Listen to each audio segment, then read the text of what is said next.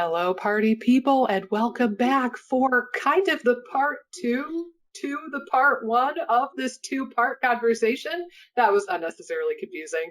Last time we talked about H. pylori. Now we're going to talk about gastritis, under which H. pylori could be part of that umbrella, right? Like H. pylori can cause gastritis. But care to lead the way? First of all, my darling, would you define gastritis? What is gastritis, first of all, and then we could kind of take the conversation from there. Yeah, I always think like whenever you hear some of these terms, using context clues can be helpful. So like gastro is usually like stomach related, and then itis is inflammation. So it's really sort of irritation or inflammation in the stomach. I do think gastritis is such an interesting area in the SIBO space, because I can't tell you how many clients I've had where they've been like, oh, my endoscopy's been fine, nothing was found, and then I'll look at the endoscopy results and it'll say gastritis or like redness, or it might be mild, like not super intense, but like it was just totally blown over by the conventional system. So again, I've seen that probably 5 to 10 times. I don't know where that line is, but I think it's sometimes really overlooked as potentially a culprit for symptoms. And it can be something, again, that if it goes unresolved, I think can be painful for one thing, and you might sort of think, oh my gosh, is this SIBO? Like, I think sometimes people associate the pain that they're having from a gastritis standpoint with SIBO. And you could have both things going on, which would make things a little bit confusing. But I do think in some cases, people are like, oh my gosh, I got to get rid of this pain. And the pain they're actually feeling is more gastritis related than SIBO related. I don't know if you've seen people kind of skip over the gastritis part of the equation.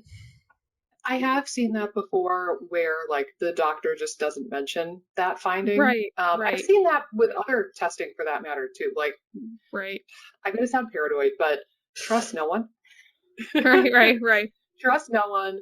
Always get a copy of your lab results or the lab report or the procedure report or the chart notes. Like, always request copies of your stuff, because I've seen that happen with like abdominal CTs where something was found and that they didn't mention it to the patient, and then I'm the one pointing out like, oh, they noted X, Y, and Z right here, like in this paragraph.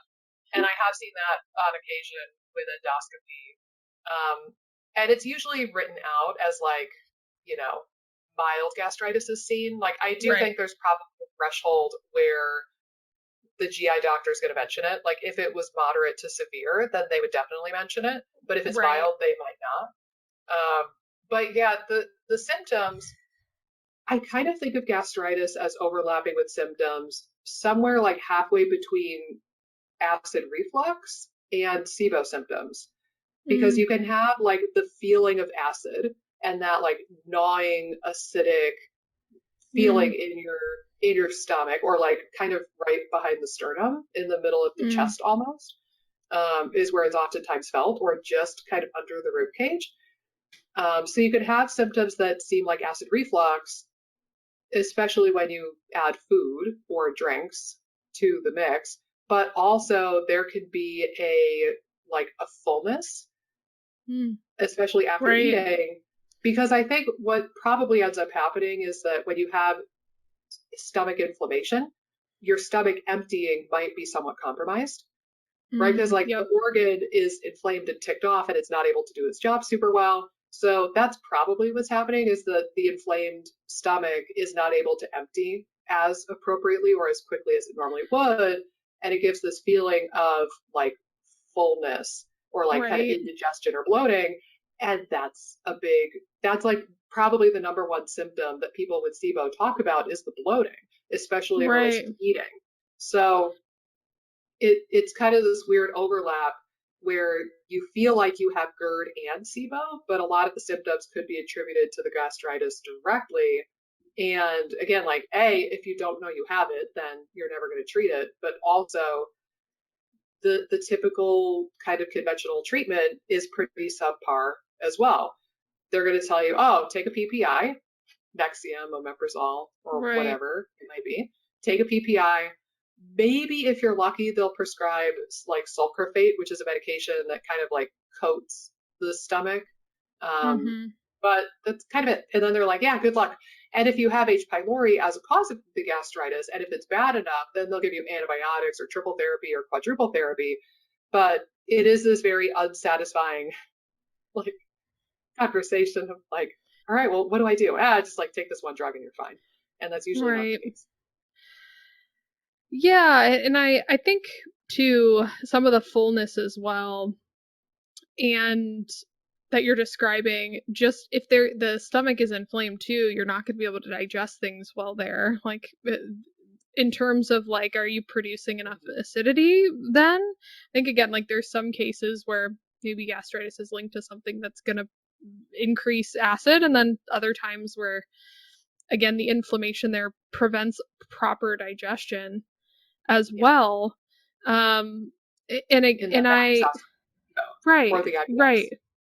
right. And I do think that from a gastritis standpoint, how I might try to differentiate the symptoms between like a SIBO, bloating, or fullness feeling compared to like a gastritis fullness feeling is how quickly it comes on too. I think sometimes that can help. Like if you're getting this fullness like relatively quickly upon eating, like within minutes, right, then that's probably not SIBO related. I mean, there can sometimes be like if you're eating and different areas of the gut are emptying into other areas, which can sometimes lead to that. But I would say again, like if it's morning and you fasted for a while, and like every morning when you eat, you're getting pretty early satiety and fullness, to me, it would make me wonder about the stomach environment.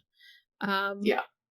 And again, there could be other things like low stomach acid that could be leading to early fullness too without the gastritis paired with it. That might lead to a little bit of early satiety type feelings as well. But if you're kind of getting symptoms relatively quickly upon eating after like a longer fast, like at breakfast, I would say again, like if you're like, I don't know if this is a SIBO symptom or not, I'd almost think it would be potentially more stomach related than small intestinal related. I think also this could be a cause of just chronic bloating that just is nonstop. Like with SIBO, if you only have SIBO, acknowledging that everybody with SIBO has something else going on, pretty much. Like something else had to cause the SIBO.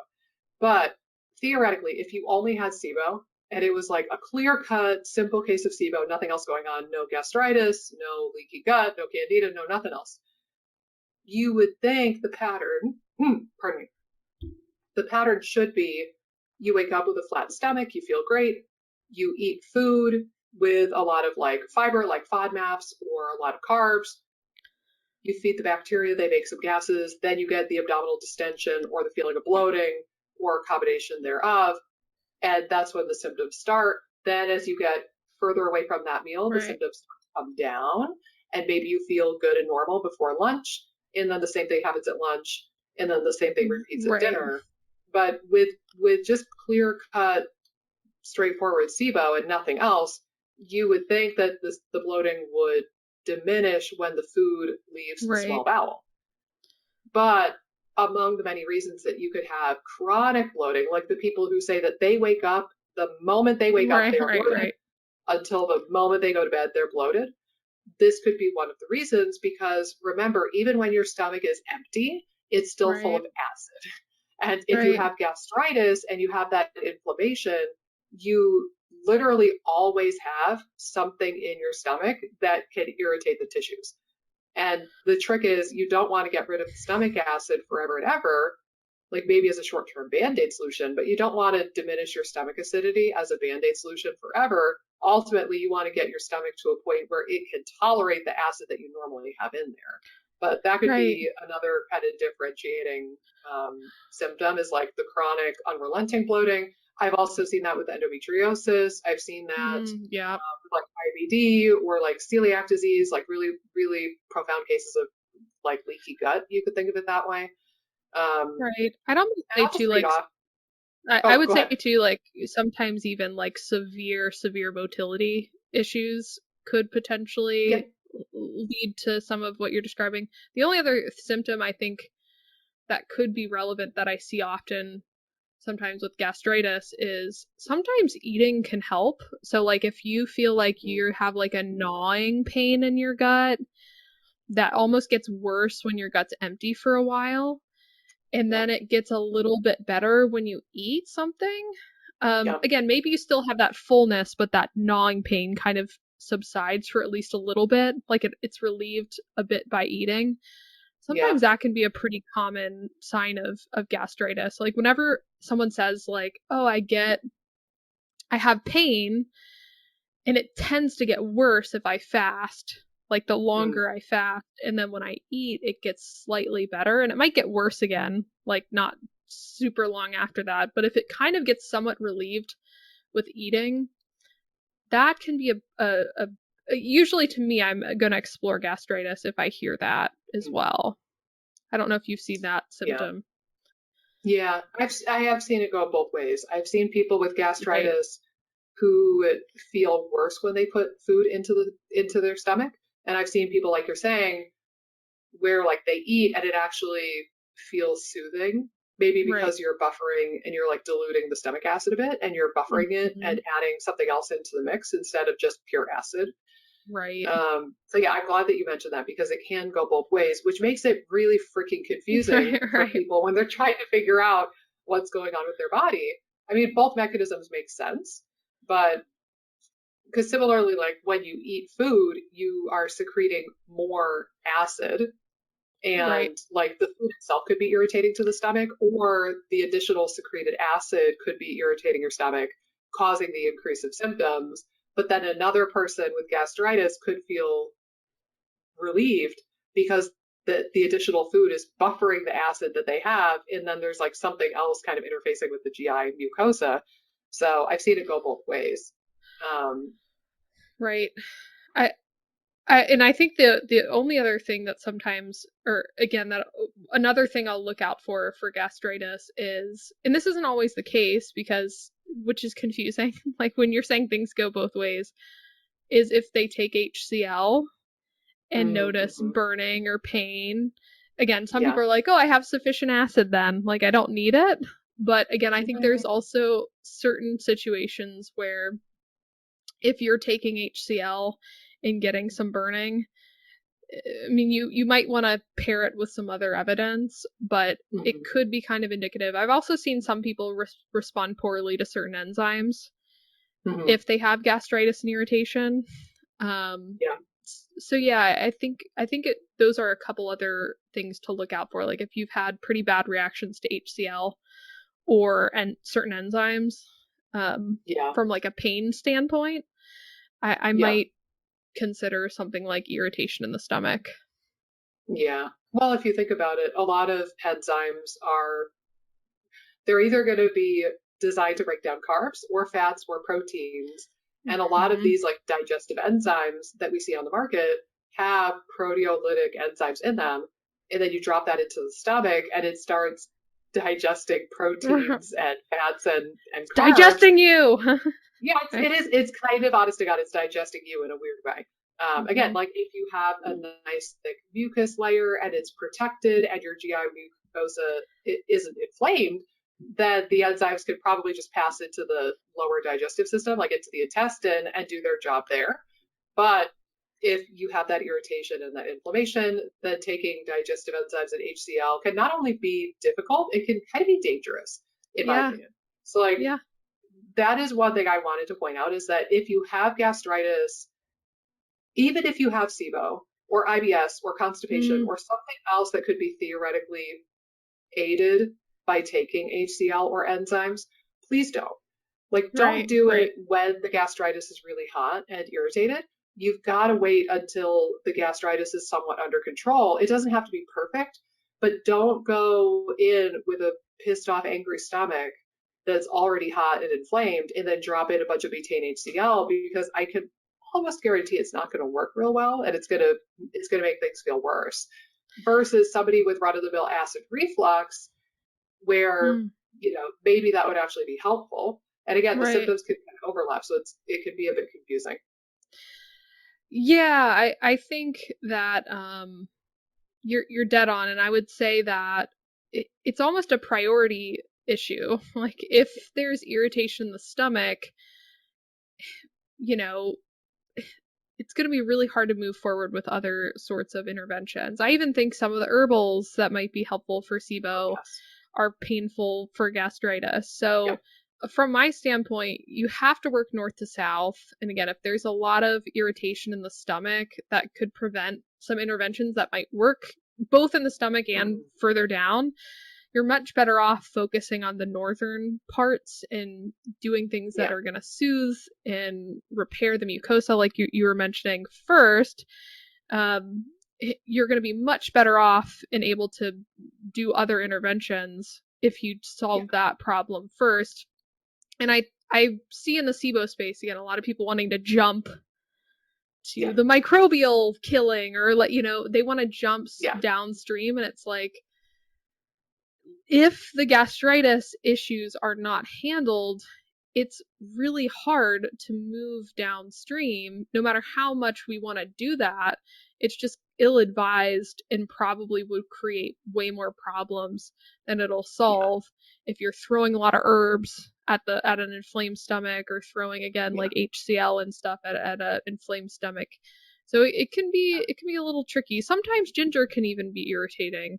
I'd say almost always. If you have bad enough gastritis, ginger will almost certainly tick it off. I will say and that's one of the things is again, say you have a person who has SIBO or IBS, something like in the intestines, and they have gastritis. You have to treat the gastritis first, at least get it, 80% better, so it's manageable first. Because the tools that you have available to you for the SIBO are going to be severely limited. Ginger is a really classic one. Right. I don't think I've had a person yet with confirmed gastritis who's able to take ginger. It is just too hot, too peppery, too spicy. So then I'll kind of go through, try to help figure out another prokinetic. And I've even seen, this one's hit and miss, but I've seen some people with gastritis have a really hard time with artichoke leaf. Just plain Jane artichoke leaf. Some people can do it, some people can't, but we kind of play with that. And that limits how much you can really nudge your motility along for the sake of the SIBO conversation. So it's almost like you need to work on the gastritis in order to diversify your tool belt for the SIBO. Similarly, antimicrobials, a lot of antimicrobials either have astringent properties or they're oil-based, and they can be really irritating to an already irritated gastric mucosa. The biggest one being oregano. Oil of oregano. I've seen this happen with tablets, with liquids, oil of oregano, and thyme oil, clove oil, any of those oil-based antimicrobials will piss off a stomach if you have gastritis, from what I've seen. And even things like berberine. Berberine has a little bit of an astringent nature to it. That could sometimes irritate gastritis. Even things that you wouldn't suspect. I had a student in FODMAP Freedom recently who said, so we had gotten talking about her GERD. She doesn't know if she has gastritis, but she wonders. And the reflux had been worse for a while, for a couple months. And we talked about what supplements she was taking. And she was taking magnesium citrate because she's constipated. And I said, cut out the magnesium citrate for a week or two and report back on the upper GI stuff, because I've seen things with citrate or citric acid or any sort of acid component to them. I've seen them be irritating to the stomach mucosa with people who have delicate GI, upper GI systems. Sure enough, last week on the Q&A, she told me, or no, week before that, I think, she confirmed, she said, oh, by the way, cutting out the magnesium citrate, night and day difference in my reflux. It's 90% diminished now. And But then she's like, but I'm not pooping quite as well because it was helping me poop. So we talked about like other forms of magnesium or other things that she could use in the meantime to get the pooping going again.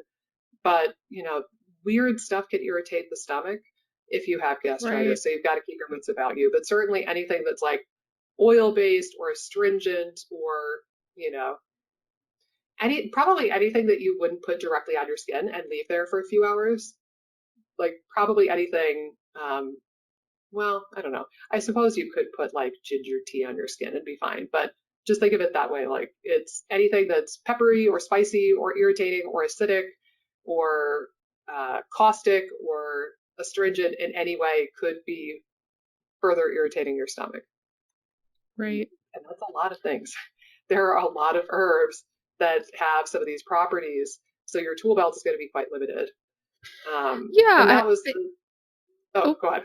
I was just going to say, too, the nice thing about the stomach, though, is usually you can find some herbs and things that can soothe and build up the mucosa relatively quickly. It's not going to be like months of you doing something to build up the mucosa. Like typically, again, for most people, there might be some more difficult cases if you have like autoimmune form of gastritis and those types of things. But, if you do some certain things that are going to build up the mucosa, that's the key to kind of soothe the stomach lining.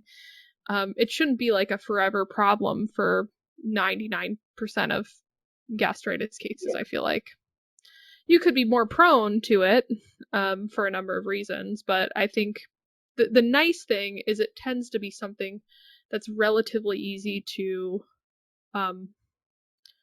treat and to work on, I would say. Again, you have sometimes a little bit some weirder cases sometimes, but I think again, like for the most part, there's some things that I think are pretty good at helping coat the lining nicely. I don't know if you feel the same way. Yeah, I think that like anything else, there's a couple of different aspects to treating gastritis. So kind of going backward to the root cause of it all. If you have gastritis because you have an H. pylori infection, then you've got to treat that. And keep in mind a couple fold is that, again, some of the antimicrobial herbs might be a little bit irritating to begin with, so you've got to be careful when you're choosing herbs.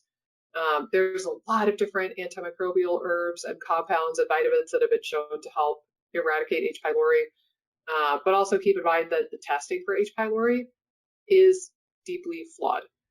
Like if you have an H. pylori test and it is a stool antigen test, different from the GI map of note, but if it's a like LabCorp or a Quest based, stool antigen test for H. pylori, or if it's a breath test or a blood test for H. pylori, those are all deeply flawed, and they're only going to catch like the most outrageously overgrown cases of H. pylori.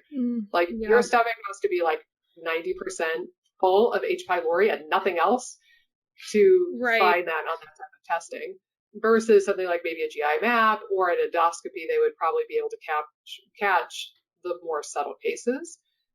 So if you have gastritis because of H. pylori, you have to treat that.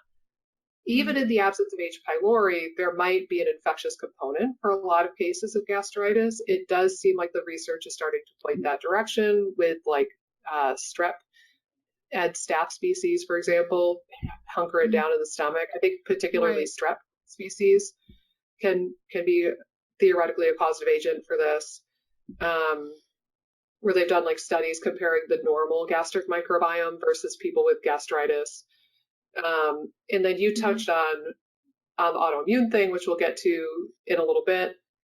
Also, like if you are chronically using NSAIDs or medications that are irritating the stomach lining, then that has to go. If you're a smoker, then smoking actually is associated with gastritis. So there's a lot of different things that could be causal in this, several of which are infectious, and you can kind of tackle those with antimicrobials. But the first thing is trying to understand why you have gastritis and assess that as thoroughly as you can, get to the root of it so that you can treat the microbial component of it if need be. Then there's the world of like coating and soothing the stomach and trying to lower the inflammation. And then, like we mentioned before, oftentimes people will have some deficiency in stomach emptying. So maybe supporting that down the road would be helpful. But again, a lot of the things that will help with stomach emptying, like the probiotics, are going to be irritating. So that's like a down the road kind of thing that you bring that in a little bit towards the end of working on gastritis. But let's go to some of the herbs that you mentioned, because we talked about critter killing in the H. pylori episode already. So we probably don't need to reinvent the wheel there.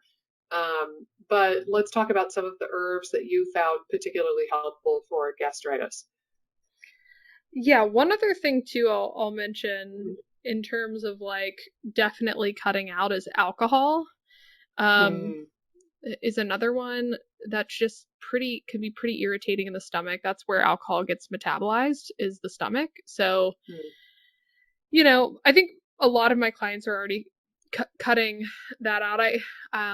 I had a client in the past who, it's so interesting because like what's moderation is just different across the spectrum. Like someone's like, I don't know if I should drink at all, like in the SIBO space where they're like, I'm like, well, how much are you drinking? And it's like, oh, like once a month. Like to me, I'm like, oh, that doesn't seem like an unreasonable thing. But, and then again, like I have one client in mind who, I think I was like reviewing her chronometer data and I like thought there was an error in the alcohol amount because it was like basically, I think she had written like 2 cups or something. Which in chronometer, that's 8 ounces. So a cup's 8 ounces, so it would be 16 ounces, which would be like essentially 4 glasses of wine. And she was doing it each night. And I was like, no, we need to like definitely cut back on this. But like, I think culturally, like she was really into wines, like fine wines. So like she would just like drink while she would make dinner and then would drink during dinner. And then like by the time things kind of rolled around, she would again, it was just a little bit too much. So cutting that back, I think can be so important in kind of figuring out I think cutting it out completely for a period of time. And then again, probably you'll be able to incorporate it in at some point, but just doing it in reasonable amounts. True moderation. Right, in true moderation, yes.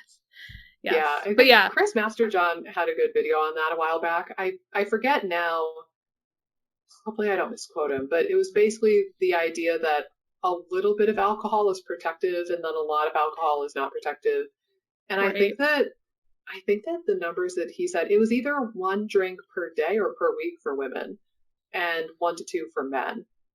I feel like it was 1 per week was the number I think you're right. Said. But that's kind of aligned with what I've heard from like some of the meta reviews.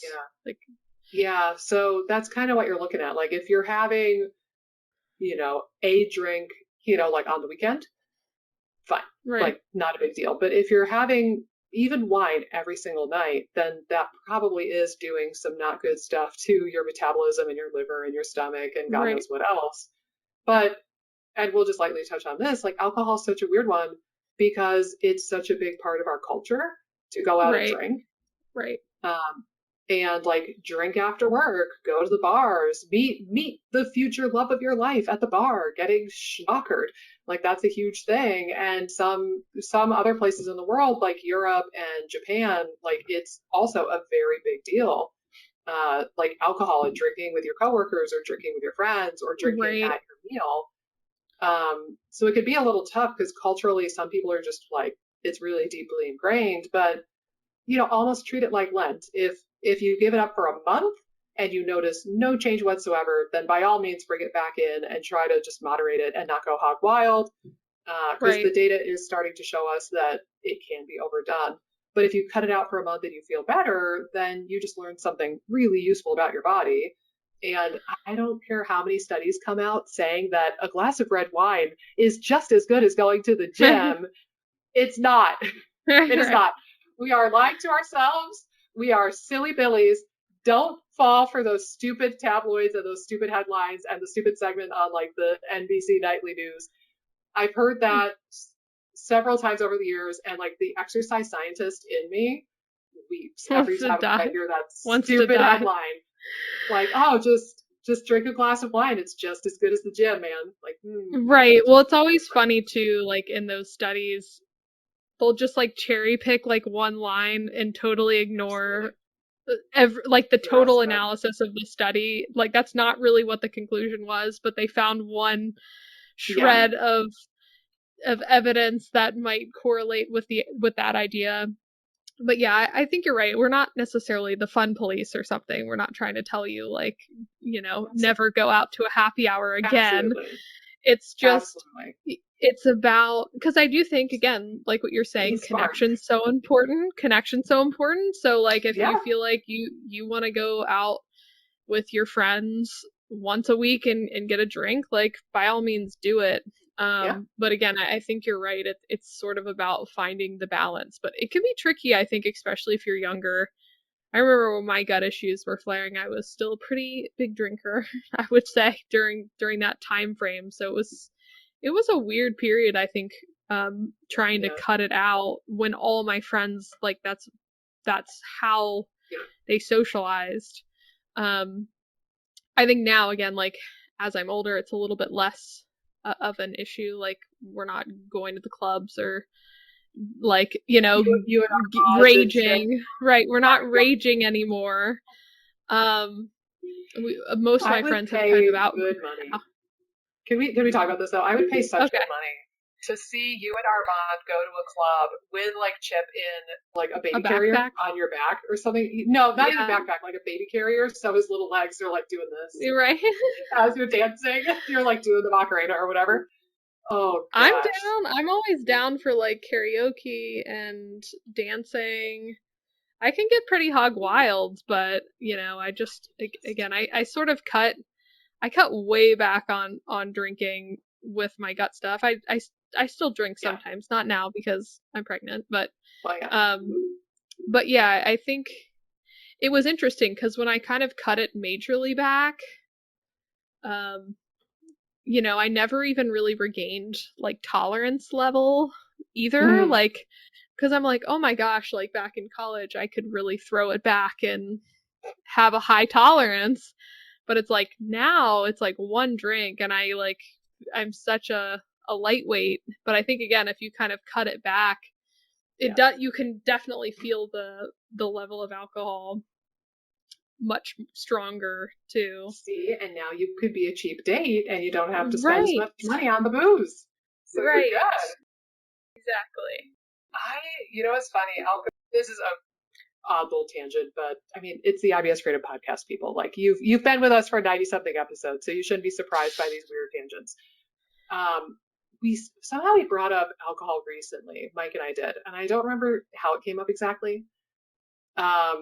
Oh, I know, because I had a little bit of a sore throat, and I ran down to my little herbal apothecary, and I made myself a tincture, which is basically herbs soaked in vodka. They taste awful, just horrible, and like I hate them all. And I weep because I'm trying to like learn more about herbs, and I hate saying that, but I hate tinctures so much. And I'll take them, I'll just suck it up and take them. But I was putting like a teaspoon of this tincture in like a full shot glass of water and drinking it, and I was still like, ugh. God, like I can still taste the alcohol so much, and I'm so repulsed by it. I was like, oh God.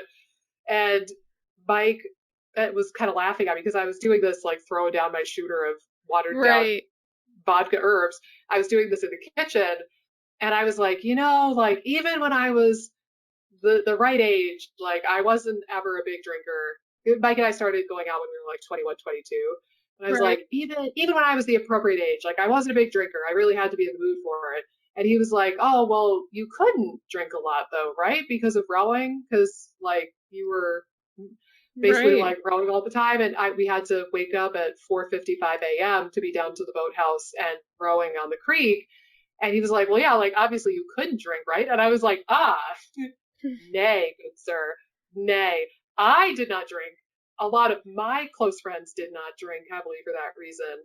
And some of my teammates hit it hard every weekend, like Friday, Saturday, Sunday night. They were pounding it down, and oh man, I never once understood how they did that, because then they would go and they would row and like do us. I was like, I could barely do this as it is, and I'm not drinking. Like, my wild night was going to the anime club meetings, because the anime club met late at night from like, 9 to 12 or something. They rented out the big screen at the student union.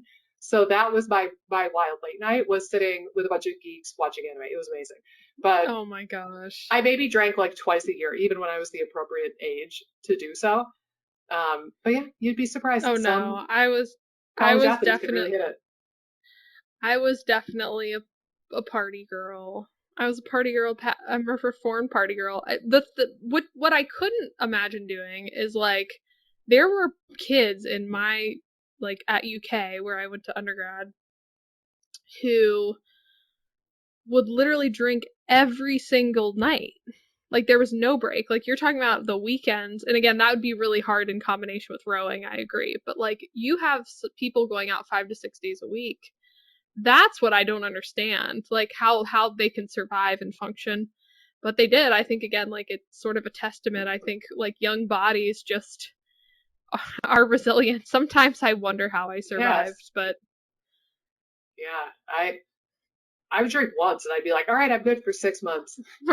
Like, call me up when it would be like the end of the year party, and like after all our races and stuff were done, like there would be like an end of the year party, and then maybe like an end of the semester, like winter break kind of party. And that was it. That's all I had the capacity to do. But yeah. But anyway, so going back to the actual topic at hand. Yes. Yes. Alcohol could definitely be a contributor. Also coffee.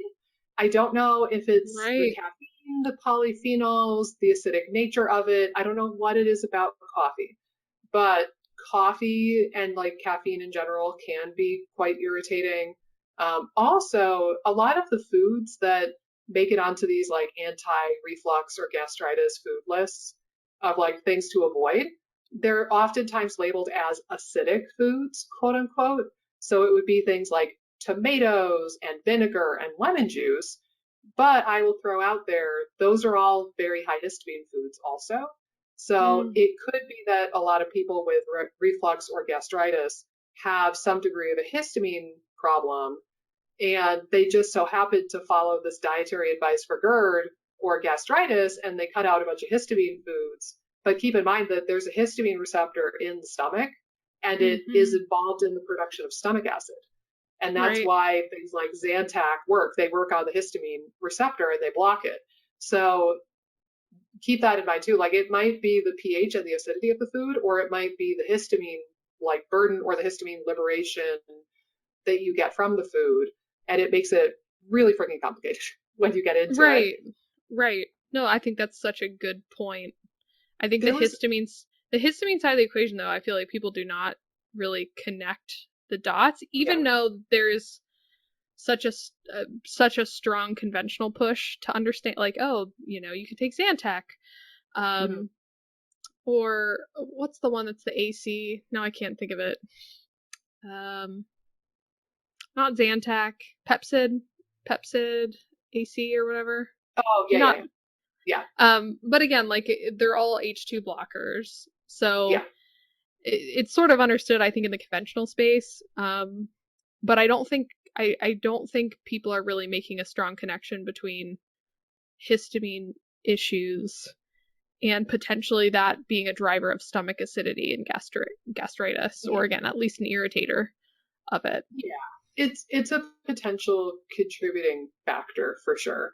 Right. I'll throw out one more too, and this kind of blew my mind when I uncovered this little nugget.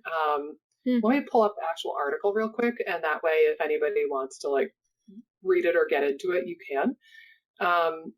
And while I pull that up, I'll just say, so going back to this idea that we had talked about, your ability to treat IBS and SIBO is going to be severely limited And the tools that you have available to you are going to be severely limited if you don't try to tackle the gastritis and the upper GI stuff first. I totally agree with the north to south kind of analogy here.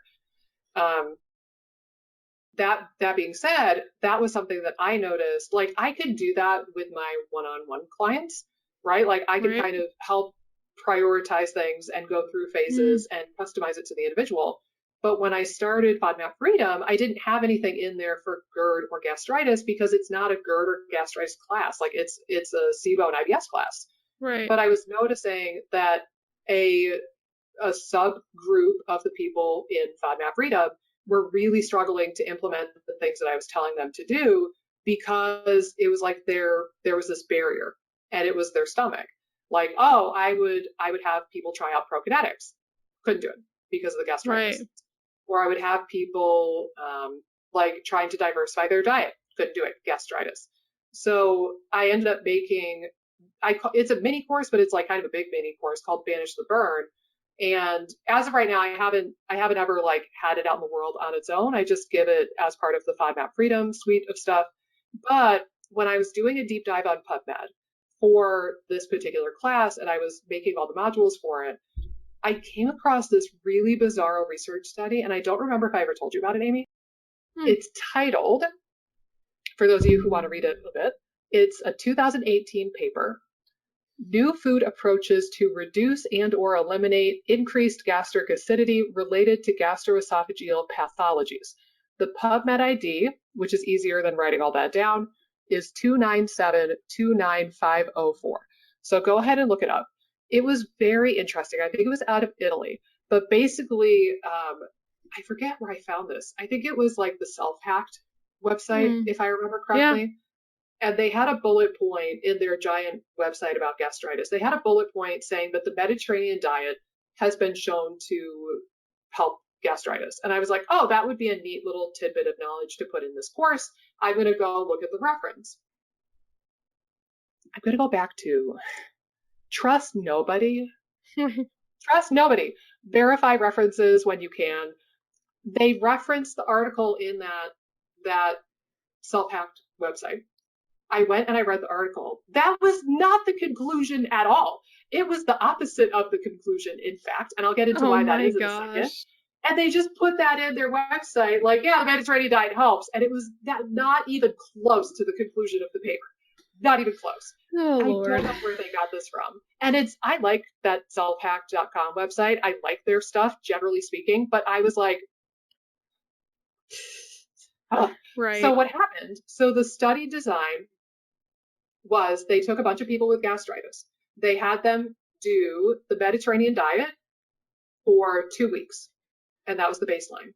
And they would assess with symptom questionnaires to see how people felt. So they did 2 weeks of the Mediterranean diet. And this was like 111 or 118 people, by the way.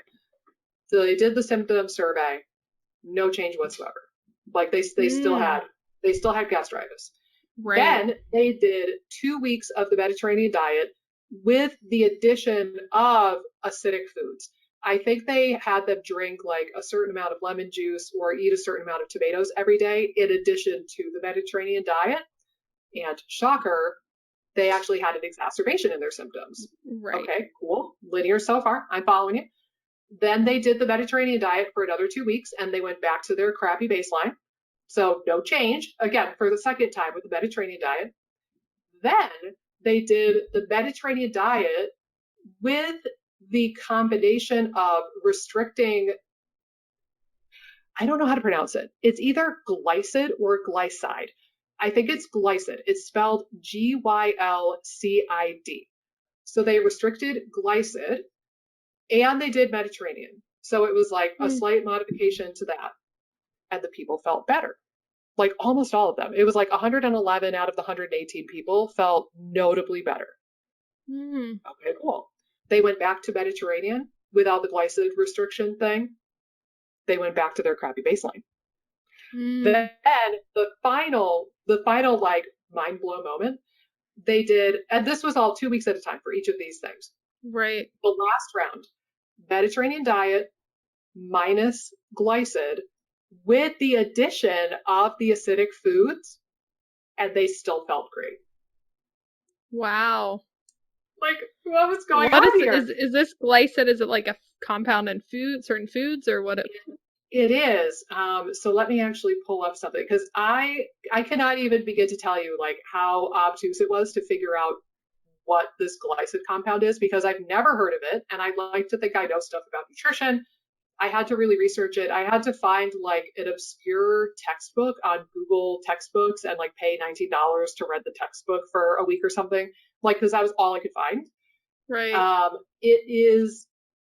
Glycid is made in the refining and deodorizing process of plant oils, namely palm oil and rice oil.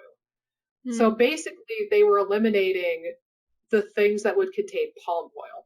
So as examples, anything with shortening or Crisco, like a baked good, or sometimes fried foods are fried in like Crisco. Cookies, pastries, cakes, Pop-Tarts, bread, anything that would have any degree of palm oil in them.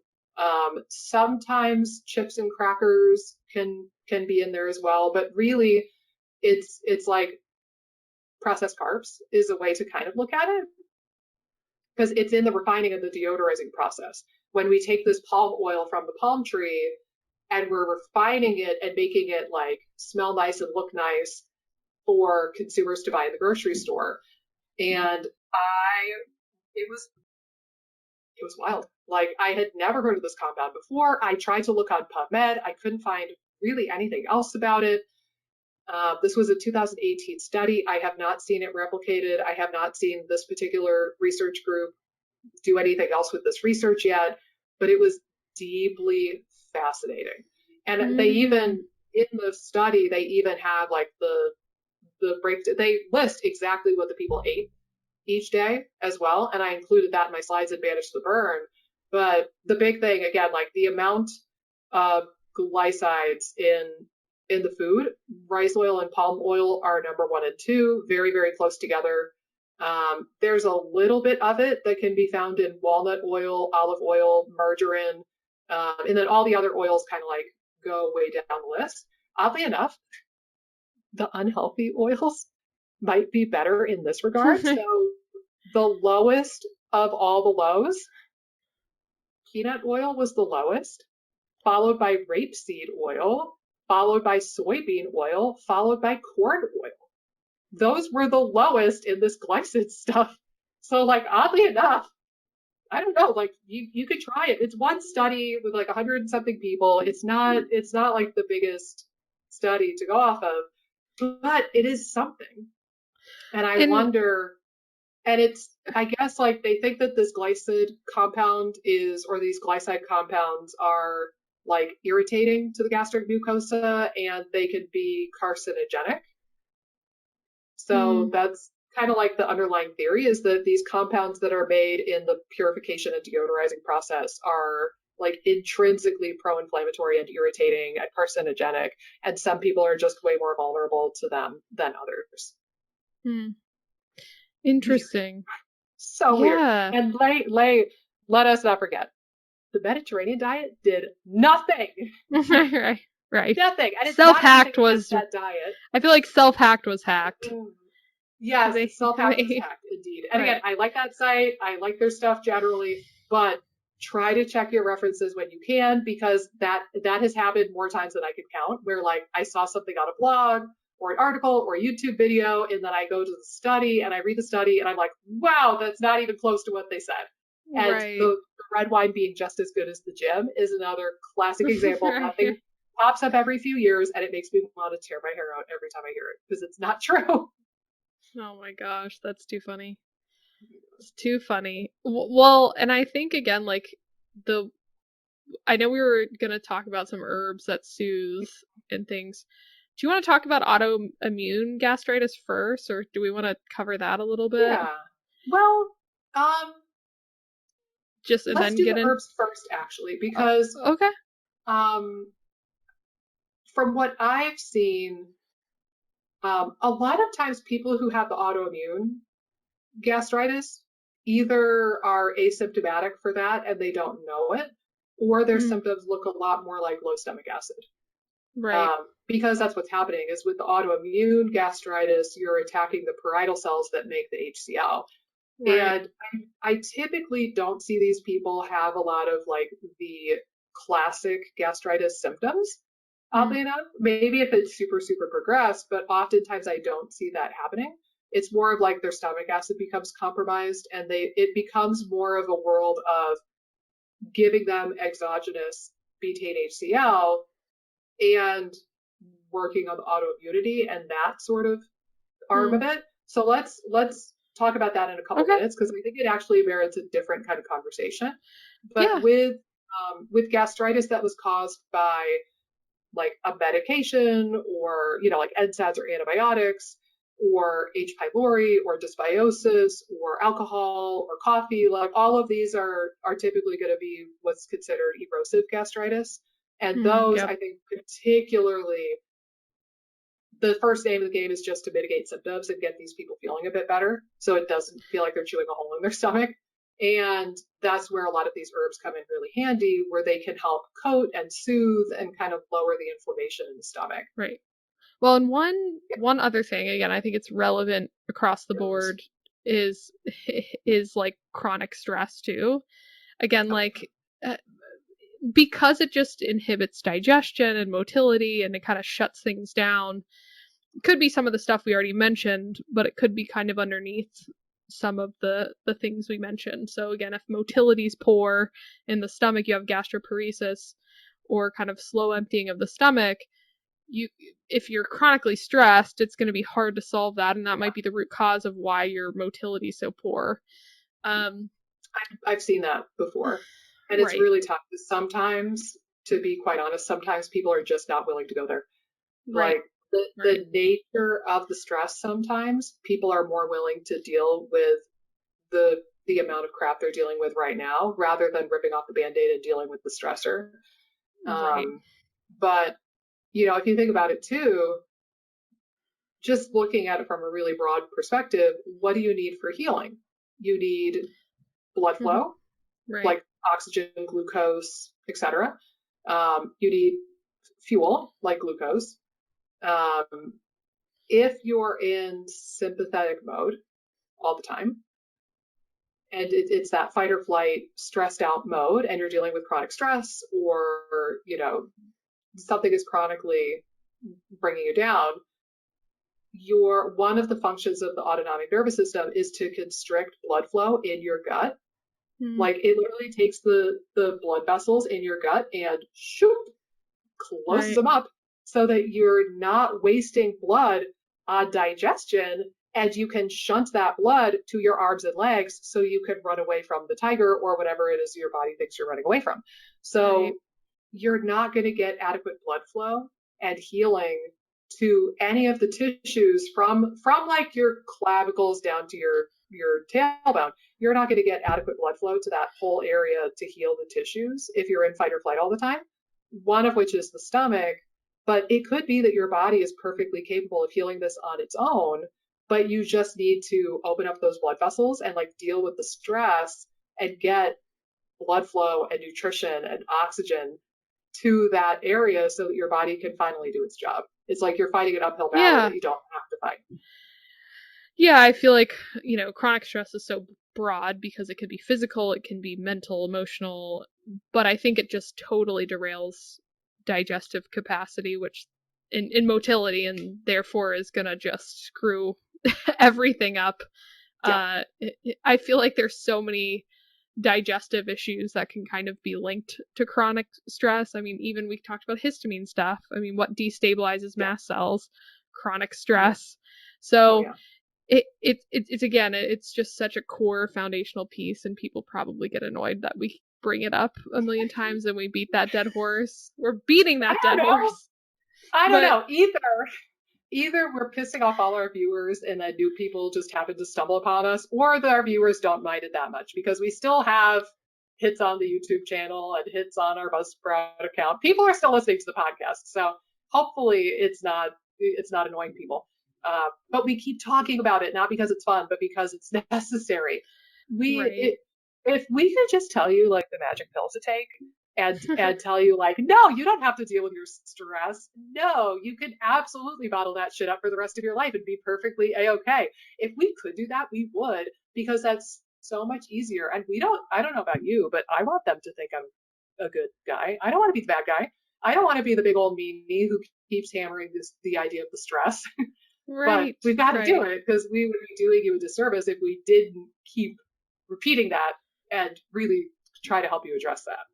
Right. Well, and I think, again, we just see it all the time being a major issue that, like, again, until it's totally addressed, and again, moving in a better direction, it can really hold you back. And we just don't want you to make the same mistake as I have in my journey, like not addressing stress at times. So, but yeah, okay, so let's get into herbs. I feel like we've been like hanging, I don't know, dangling the herbs. Yeah, the carrot. But yeah, again, I think like with the herb side of things, you know, sometimes there's just some really nice basic ones that tend to do a really nice trick, like DGL or licorice. Yeah. Things like slippery elm, marshmallow. I like St. Carnosine a lot. Again, those are probably the biggies that I use more often than not for gastritis. I would say, like, from an herbal standpoint, usually sometimes I'll do them in combination with each other. So it just kind of depends, but you know, I'm sure you have a nice herbal repertoire for I mean, those are the big ones, honestly. I really like licorice, either DGL or just plain old licorice. Right. It's pretty cheap, and B, it's one of those herbs that, like, you start researching it and go on PubMed and looking up this species of plant, and you realize it does everything. Right. So yes, it's soothing and like coats the stomach, and that's lovely. But also, and some of these properties might be more specific to the whole plant, not the DGL version of it. So keep that in mind, because the glycyrrhiza component that they take out when they make deglycerized licorice, glycyrrhiza seems to do some stuff medicinally. It's just that it's not worth the side effect of the high blood pressure for people who are at risk for that. So keep that in mind. This might be like mixing two different things up, but licorice is just anti-inflammatory in general. It tends to be good for the type of inflammation that's immune mediated, like the autoimmune, like squirreliness kind of inflammation. It has some anti-cancer properties to it, so it's used moderately frequently in cancer herbal remedies. It has a lot of talents. I think it even helps with detoxification, if I remember correctly. So there's a lot of things that glycyrrhiza and licorice in general can do. So for me, if somebody has high blood pressure or borderline high blood pressure, I will have them do the DGL chews. If they don't, I usually try to convince them to get like licorice and make it as a tea, or drink it, or have like the powdered whole licorice and mix it with water and drink it that way, so that you get the glycyrrhiza component. But yeah, it's really cheap. It's very sweet, so sugar addicts love it because it tastes really, really sweet. And it works really nicely. So that's one of my first go-tos. I also really like marshmallow. One other thing about the DGL, and I'd be curious if you've done any deep diving in this, because I've heard it, but I haven't necessarily researched it. But I've read somewhere that it's a mast cell stabilizer. Is that something you've heard too? Because I think if there's a histamine component, it could be helpful in that regard too. I do think you're right. I forget if it's a mast cell stabilizer necessarily, but one thing that it is known for doing, like in the immune modulation, anti-inflammatory kind of category that I mentioned, is it tends to be something of a Th1 stimulant, which means that it'll be lightly suppressive to Th2 cells, and it's Th2 cells that tell mast cells to degranulate and do their squirrely business. So it's like, it might have a direct effect on mast cells, and I'm just not remembering it right now. but it does have an indirect effect on mast cells via the Th2, Th1 kind of balance. And I think that's probably part of why it's used in cancer therapy as well, because generally you need more Th1 mediated immunity if you're going to fight off a cancer. So, right. yeah. Right. Okay, cool. Yep. So licorice is very talented. And again, and it's cheap, it's easy to grow, it's easy to source, like it's very sustainable. Marshmallow is my number 2. I think marshmallow and slippery elm are both fantastic, but marshmallow it's easier to grow. Slippery elm is a tree. You get the bark from the tree, and it's slow growing, and it's more difficult to source, and we are over harvesting slippery elm. So I try to not use it as much if I can get away with it. And I try to opt for marshmallow instead. And I'll have people make that as a cold infusion and just take like the chunks of marshmallow root that you could get. Like it'll say like cut and sifted marshmallow root when you buy it online. You soak that in water, room temperature or cool water for like a day or two. You get a nice kind of slimy drink. You filter off the little chunks of marshmallow root, and then you drink that nice slimy mixture, and it does a really nice job. Fun fact, marshmallow also is helpful for urinary tract irritation too. So like cystitis and bladder kind of irritation, it could be helpful for that for some reason. And then slippery elm I'll usually get as the powder and have people mix it with like water or honey or something and make little like globs and kind of suck on it. Almost like a lozenge. When I had a sore throat and I was talking about gagging down the echinacea and angiographis and stuff recently, the tincture, the other thing I made was I ran down and I mixed up mostly slippery elm with a little bit of marshmallow root and a little bit of powdered sage. And I mixed it all up. And then I added manuka honey, and I made like a strong tea with licorice. And I used some of the licorice tea and some of the manuka honey, and I kind of made it into like Play-Doh consistency, and made them into little balls, stuck it in the fridge. And then every so often, whenever I walked by the refrigerator, I would just grab 2 of those and pop them in my mouth and suck on them. And I don't know if it was the echinacea and the nasty tincture I took. I don't know if it was the little goobers that I made with the slippery elm and the marshmallow and whatnot. But the next day my sore throat was gone. So.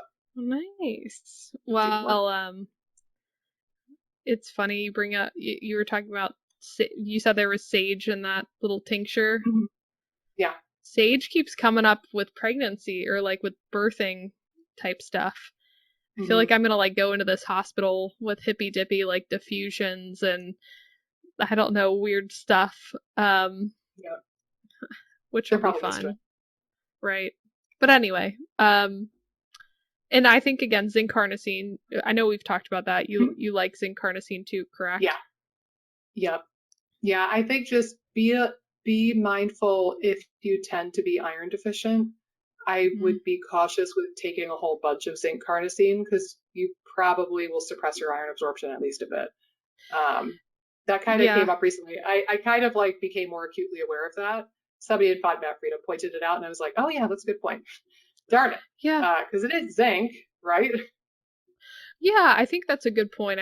I also think some people are a little sensitive to zinc, like from a nausea component.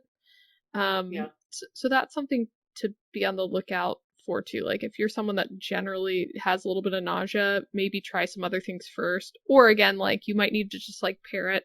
It might be a little more difficult to take on an empty stomach.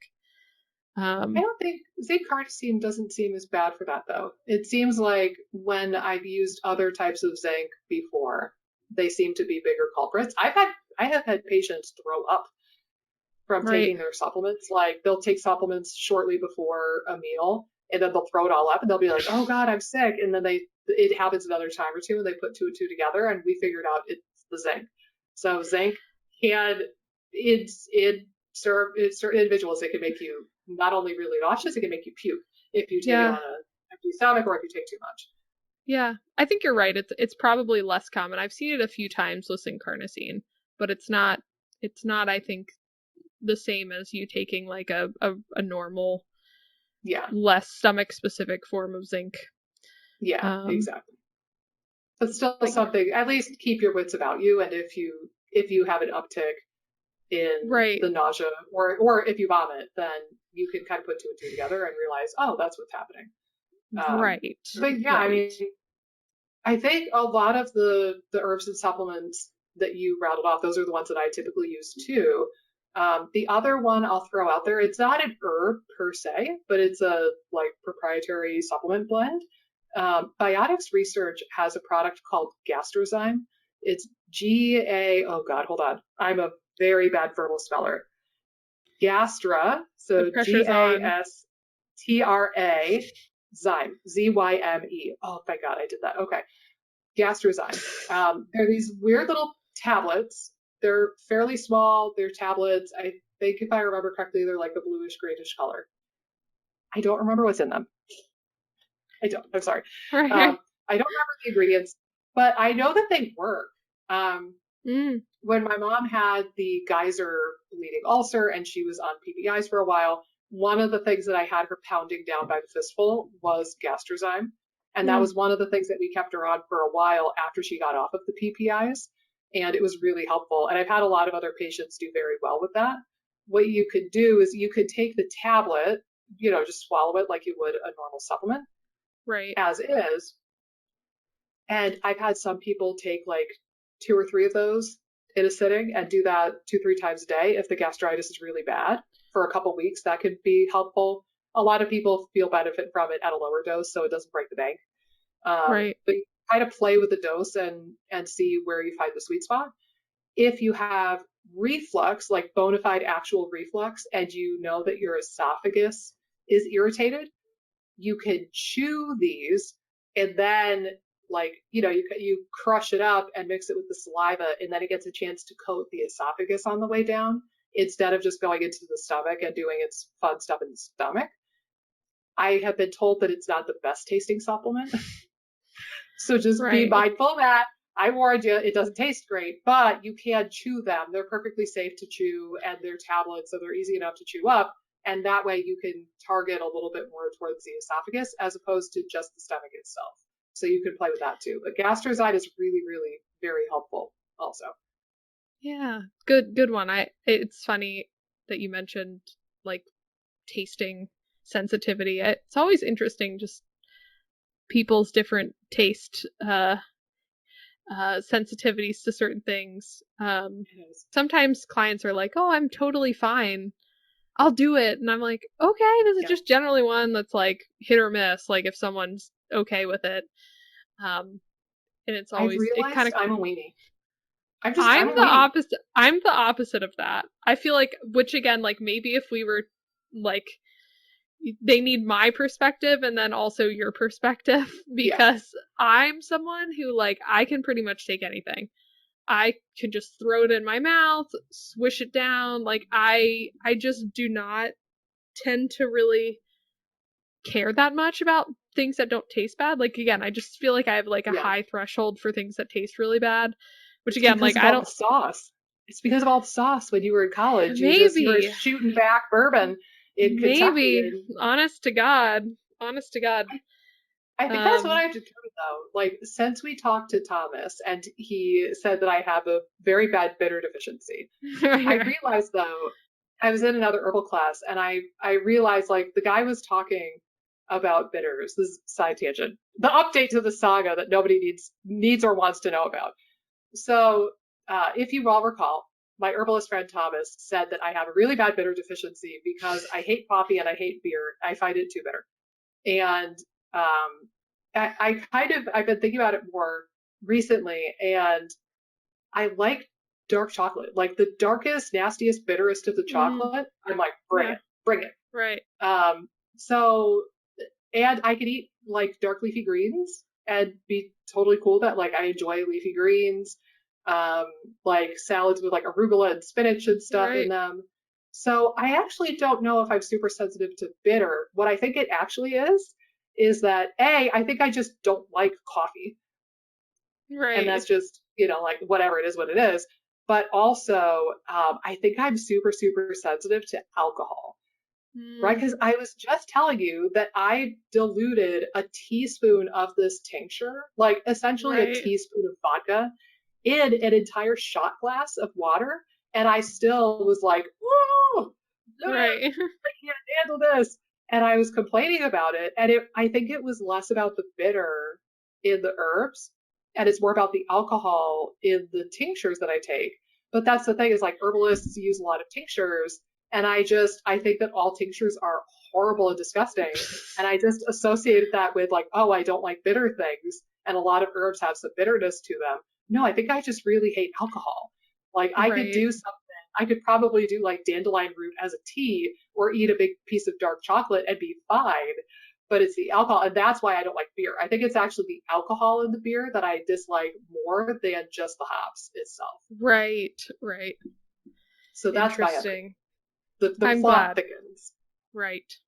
Maybe in our next season we'll cover this in more depth, but that's the update from the Thomas episode. Where did that tangent start, though? I am having a hard time remembering how we got on that. We covered the herbs. So, yes. Do you want to talk about? We could talk about the. Yeah, I think that would be a good place to head. Yeah. I think that's going to be pretty much the rest of the conversation, because we covered erosive gastritis in pretty good detail. Like I said, like to start us off with the autoimmune gastritis people, a lot of them don't know they have it until I'm the one talking to them about it. Right. A lot of them don't have symptoms that you would think of with gastritis. Like they don't necessarily have like the burning or the gnawing or like the rawness or the irritation. A lot of times they present with symptoms of low stomach acid. So honestly, that's usually when I'm doing the workup for it, is if I have a patient who's like, has all of the classic symptoms of low stomach acid, or if they say, yeah, I've been taking betaine HCl and it's helping, but I have to take like 10 capsules a meal or something really weirdly high, I'm usually hunting for this. And it's not uncommon. Like it's probably in the top 10 or 20 most common autoimmune diseases. It's not uncommon. It's not as common as like Hashimoto's, but it's when the immune system starts attacking the parietal cells, which are the cells that make stomach acid.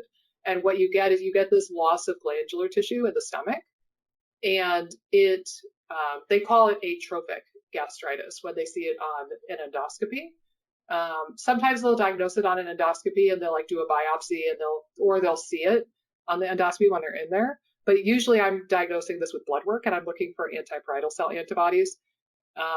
But again, to me, there's going to be two parts to it, is that A, you need to support what that person can no longer make on their own. So it's like if you have a type 1 diabetic, their pancreas is under siege and now they can't make insulin. What do? You get them insulin. Like you replace the stuff they can't make on their own. With Hashimoto's, as their TSH climbs up and their thyroid is unable to produce thyroid hormone, you get those people on some thyroid hormone replacement. So that's one element, is just getting them on some exogenous betaine HCl. And then the other thing is trying to pacify and soothe their immune system. Part of that is going to go with working on like antimicrobial stuff. Like if you have an infection or a dysbiosis, that's a really good reason for your immune system to be jacked up and ticked off at you and attacking weird stuff. So like still doing the antimicrobial kind of stuff as needed is relevant. Probiotics, prebiotics, stress reduction, sleep, all of the kit and caboodle that we've talked about before. But this is also a place where anti-inflammatories can go a long way. So things like turmeric, fish oil, resveratrol, sulforaphane, boswellia, green tea, like all of these antioxidant type supplements can help calm the inflammation, calm down the immune system, and get your immune system to take a chill pill so that it's not attacking the parietal cells anymore. Right. So those are the couple of things I would factor in. Also, be mindful of B vitamins and iron, because as you lose stomach acidity, your ability to digest and absorb those goes out. So you might need to supplement those too. Right. Good points. I don't know if I have anything major to add. You covered You covered the I'm bases. sorry, I stole that topic. I should have been a better partner, and I should have like divided it into morsels for us to go back and forth with. It's okay. Well, I feel like too, just like my pregnancy brain, I feel like just like, I don't know, we're at like the 115 point. I feel like that's about when my pregnancy brain's like, oh man, like we've been talking for a decent amount of time. I'm bored of this Nikki chick. Let's get out of here. Well, both my pregnancy brain and my pregnancy bladder is more just like, oh, there's a lot going on in my body that resources are now diverting back to creating life. Yes. Well, and that's all right. We all are aware you have bigger fish to fry right now, my darling. You've got a human to grow and incubate. Yeah, and it's crazy. It's just creeping up. The due date just creeps up on you too. Out of curiosity, have you had any notable amount of acid reflux? Because that is fairly common in pregnant women. It's a good question. I would say I've had slightly more. Again, I'm kind of the type of person that, you know, there are some foods that just naturally give me acid reflux. Tomatoes are one that just generally, if I eat a ton of it, will give me a little acid reflux. Nothing major, but, you know, I'll notice, like, if I go a little hard in the paint with, like, a gluten-free pasta with tomato sauce, I might feel a little bit, like, sometimes it's not enough to dissuade me from eating it. That's fair. So, you know, I'll, you know, take DGL or something, or do something to kind of coat the throat if I'm going to do it and it gets bad, but that's very rare. In terms of pregnancy, I've been relatively low from a reflux standpoint. I think I've had slightly higher levels, so, but nothing crazy. And I've kind of haven't really been eating small meals either. Like, I've tried to keep it mainly, I've been eating like more snacks just to, my appetite's very large and in charge. So, and I would say during pregnancy, I've had more of the tendency to be hypoglycemic. So I've noticed like I have to have like a mid-afternoon snack. So like usually I'll have a snack around 4 before dinner, which I never needed before. So but yeah, I've noticed slightly more reflux than usual, but nothing major at all. It might get worse just as I'm getting bigger and there's less room, and I think it helps I'm not overly like, I'm pretty average in height. Like, I feel like sometimes the women that are like 5'1" or 5'2" or 5 feet tall, and there's just like nowhere for this baby to go. I think sometimes those are the women that have a little bit of a harder time with some stuff like reflux, because it's just like there's nowhere for that baby to go. Again, it goes out more. I think it just puts a lot more pressure on the spine. The best way I've heard it described, I don't know if you ever watched the stand-up comedian Ralphie May, but he described his wife when she was pregnant, and he said it was like a snake that swallowed a basketball. Oh my gosh. Right. And I thought that was such a good description for, like, these really petite women who then have this massive baby ballooning out from their belly. It's like, how's this gonna work? It's like, it's just kind of crazy. I mean, and it does. I mean, that's the insane part. But yeah, it's always really interesting to me when you have, like, I had a teacher in dietetic school, and she was always pregnant. She had like 4 babies back to back, and it was like the whole time I was in school. And she was 5'0" or 4'11". And so she was just always this little teeny tiny lady with just this big old belly. And it's just like, oh my gosh, I just don't know where your babies are going. Like, again, it's clearly popping out, but it's interesting. It's interesting. The human body, ladies and gents, the human body. Right. I mean, well, and I'll say this too, this came up on, I forget what it was, like a reel or something that I saw, some clip of a stand-up comedian where they were talking about giving birth and how weird it is, and they were like, yeah, and like animals, The baby has to be able to survive immediately. And like a giraffe, like the mama giraffe doesn't even squat down. The giraffe just goes, like 20 feet to the ground. And then the mom just walks away and is like, come on, we're going to be late. Come on. Right. Get over here. And the poor baby, like all covered in mucus, just has to figure out how to function immediately. And here human babies are, these useless little blobs. Right. For themselves. It's a good thing they're cute. Right. They can't even hang on to us. I know. They can't even hold their head up. It's like, I know. At least monkeys can like hang on to the mom's back or something and cling on to the fur. Not human babies. No. Right. It's funny. They're just like, their baby's just flopping all. Yeah, their head's just flopping all over the place. We have to scream, watch the head over and over again until they're like 3 months. Although, let me say, if you start pounding down the Haagen-Dazs right now, # not sponsored. If you start doing that now, you might be able to grow a Whopper like I was, and then you don't have to worry about the head rolling all over the place because for some reason, and I don't understand like how this would work, but for some reason I was gigantic, but because I was gigantic, my parents say I looked like a 3-month-old when I came out of the womb because I was 11 pounds, 14 ounces. Oh my gosh. Somehow I was also as strong as a 3-month-old. Which that's the part that doesn't make sense to me because I was able to hold my head up in like the nursery or whatever in the hospital from the day I was born. And the nurses were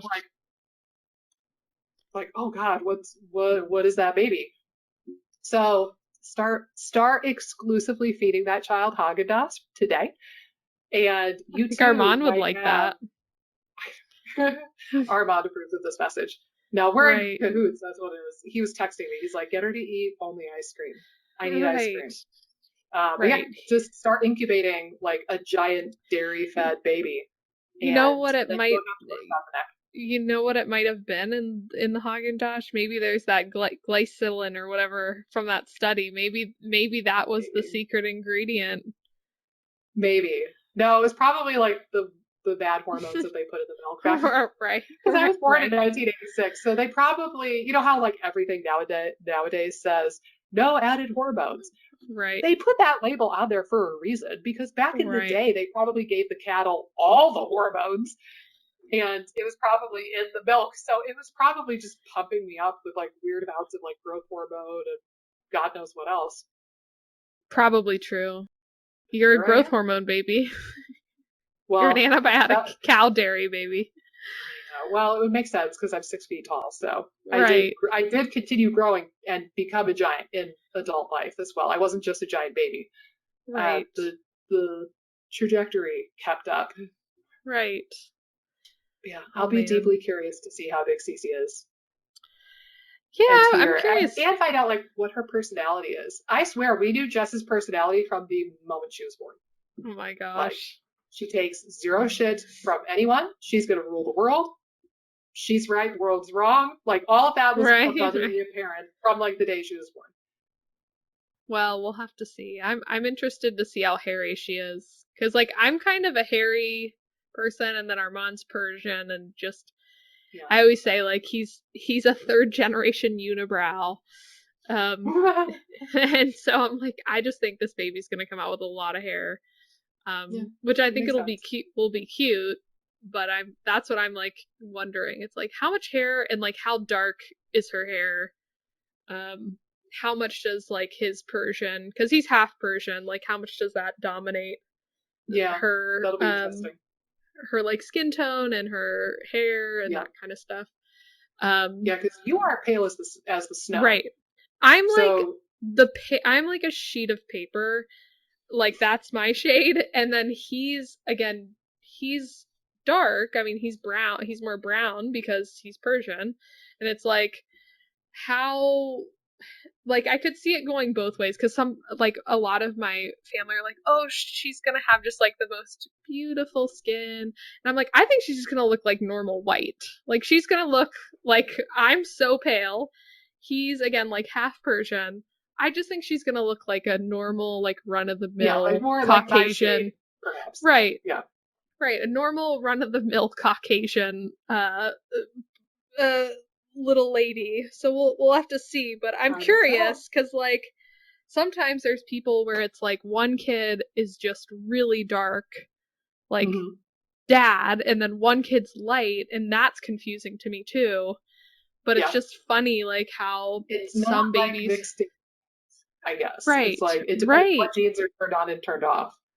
Right. It's crazy. Yeah, my brain definitely would assume automatically that it would be like mixing paint, and it would be like Armand plus Amy equals this. Right. Halfway between. Right. It's funny too because I would say in our family, me and my brother, the oldest, and then I'm the third of four, we're definitely the lighter of our kids in our family. And then my youngest sister actually tans fairly okay. Like she still could burn, but like she's just more darker complected skin tone than me. So that stuff fascinates me. Like how does that win out? But it'll be interesting to me. I think she's gonna be a little hairball. She's gonna like hop out and she's gonna have a lot of hair. And then Chip will be like, "Oh, my sister, I recognize her." Right. Maybe he'll think she's a puppy. He'll lick her hair probably. Yeah. Oh. Yeah, it'll be cute. It'll be cute. Photos and videos of the whole fam. Yeah, you know, when you're able. It'll be good. No rush, but also Right. I'm sure the amount of pictures I take of Chip, and then again, like having a human child, I think will make me even worse. Yeah. So I'm sure I'll send all the pictures. Good, you know. Right. Yeah. I'm kind of a terror when it comes to like, look at my dog baby. I can't imagine when I have a human baby, I'm going to be criminal, I feel like, about sharing stuff. So I'm sure you'll see all the pictures. I'm here for it. I will never tire of dog or cat or baby, animal or baby photos. I just won't ever tire of it. So right. Bring it. But my darling, do you remember that we're still recording, by the way? Because I feel like we've gone on a hard tangent, and these people are like, do they have anything else to talk about with regards to gastritis? No, we don't. We were done. Right. We were done like 10 minutes ago. You were just here, you silly Billy. You're just hanging out with us now. But why don't we wrap here, and then we could chitter chat for a moment, or you can go pee, either one. But guys, as always, thank you for tuning in for the IBS Freedom Podcast. It is hard to believe that we're coming up on episode 100. OMG, before you know it. Oh, that'll be a fun day for sure. When we record that, Amy will be like ultra pregnant / having contractions, I'm sure. So right, I'll be in early labor. Yeah, I'm going to make you sit, I'm going to have like Armand lock you in this room until we record. You're not allowed to go to the hospital yet, Amy. Darn it. Right, the doctor will have to come here. Yep, with the microphone and the whole thing. Yep. That would be a weird episode, but we'll refrain. We'll let her have a normal birth and not record a podcast simultaneously. But we are trying to squeeze these episodes in before Cece decides to make her appearance in the world. But true. You know the drill. You know where to find us. Go find us, and we will see you on the next episode of the IBS Freedom Podcast. Tune in.